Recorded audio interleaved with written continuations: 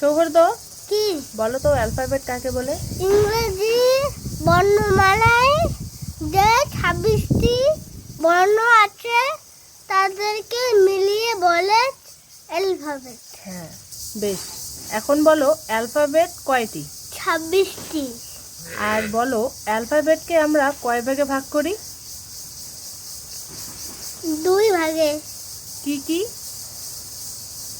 ভাবেল, consonant.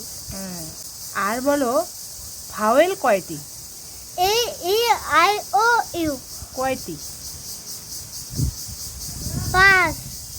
Vowel 5টি। পাঁচটি। A E I. A E I O U. আর consonant কয়টি?